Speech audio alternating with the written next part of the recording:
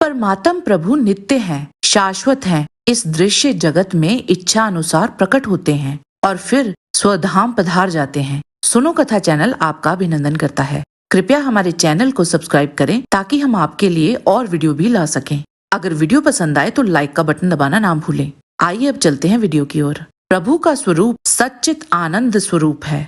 सत का तात्पर्य जिसका अभाव कभी नहीं है, वह त्रिकालदर्शी है, अर्थात वह निरंतर रहता है। अतः भगवान सदरूप है। चित्त का अर्थ है प्रकाश यानी ज्ञान, अर्थात जो अनंत प्रकाश से प्रकाशित है। ज्ञान स्वरूप है तथा जो आनंद के सागर हैं, अर्थात वे पूर्णानंद हैं। इस प्रकार वे सच्चिदानंद स्वरूप हैं। इसी स्वरूप में वे निराकार और साकार दोनों हैं। कुछ लोग ये शंका करते हैं कि जो परम तत्व निरंजन है, निर्विकार है, निर्गुण है और निराकार है, वे सगुण साकार कैसे हो सकते हैं और क्यों होंगे? इसका उत्तर ये है कि भगवान सर्वव्यापक, सर्वांतरयामी और सर्व सामर्थ्य हैं। इस संसार का सृजन वही करते हैं। ये जगत उन्हीं का लीला विलय है। जो संसार की सृष्टि कर सकता है, क्या वह स्वयं शरीर नहीं धारण कर सकता? अतः निर्गुण, निराकार, सगुण और साकार होना अस्वाभाविक नहीं है और वे चैतन्य महाप्रभु जगत के कल्याण हेतु और हित साधन के लिए स्वेच्छा से सगुण साकार रूप में इस धरा पर अवतीर्ण होते हैं। वैसे तो संपूर्ण सृष्टि ही परमात्मा का रूप है। पर ब्रह्म परमात्मा पूर्ण चैतन्य स्वरूप है जो 16 कलाओं से संपन्न है। संसार के प्राणियों में जो चेतना है वह भगवान की कलाओं से व्यक्त होती है। जैसे श्री राम, श्री कृष्ण पूर्ण कलाओं से युक्त होने के कारण प्रभु के पूर्णावतार हैं। सृष्टि के सभी प्राणी ईश्वर के अंश हैं, परंतु ईश्वर की कला के कम ज्यादा होने के कारण इन जीवों की शक्ति और प्रभाव में अंतर होता है। जगत में उद्भिज, स्वेदज, अंडज, पिंडज और जरायुज ये 5 प्रकार के जीव हैं जिनकी चेतना का तारतम्य परमात्म प्रभु की कलाओं से व्यक्त होता है। उद्भिज यानी जमीन से उत्पन्न होने वाली वृक्ष आदि वनस्पति पदार्थों में भी आहार ग्रहण, निद्रा और स्नेह द्वेष के प्रभाव को ग्रहण करने की क्षमता होती है। यहाँ केवल अन्न भय कोश का विकास है। वे एक कला युक्त हैं। स्वेदज यानी पसीने से उत्पन्न जूं, लीख आदि जीव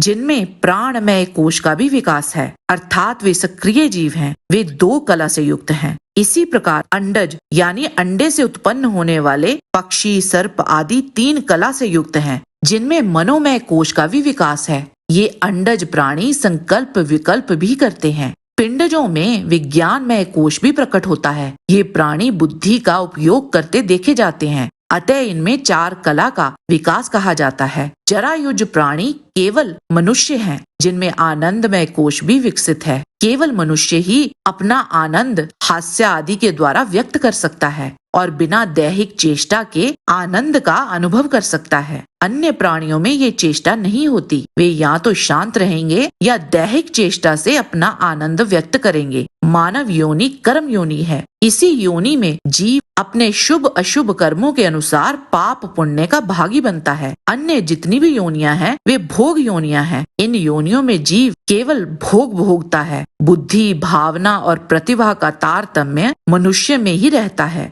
इसीलिए मानव में 5 से 8 कला तक की चेतना की अभिव्यक्ति हो सकती है। सामान्य मनुष्यों में जो निम्न कोटि के हैं तथा वन्य मानवों में चेतना 5 कला से विकसित होती है। सुसंस्कृत समाज में चेतना 6 कलाओं से युक्त होती है। सर्वसामान्य की अपेक्षा में समाज में जो मनुष्य विशेष प्रतिभा से संपन्न है वे प्रभु की 7 कला से युक्त होते हैं। महापुरुष जो यदा कदा धरा पर दिखते हैं वे 8 कला से युक्त होते हैं। पार्थिव देह 8 कला से अधिक का प्राकट्य नहीं सह सकती। वैसे 8 कलाओं के प्राकट्य से ही पार्थिव देह में दिव्यता आ जाती है। कारक पुरुषों में 9 कला का विकास होता है। आकस्मिक अवसरों पर जो अवतार लेते हैं वे 10 या 11 कलाओं से युक्त होते हैं। ऐसे अवतार सहसा प्रकट हो जाते हैं और जिस कार्य के लिए वे प्रकट हुए हैं उसको संपन्न करके तिरोहित हो जाते हैं। मत्स्य, कूर्म, वाराह,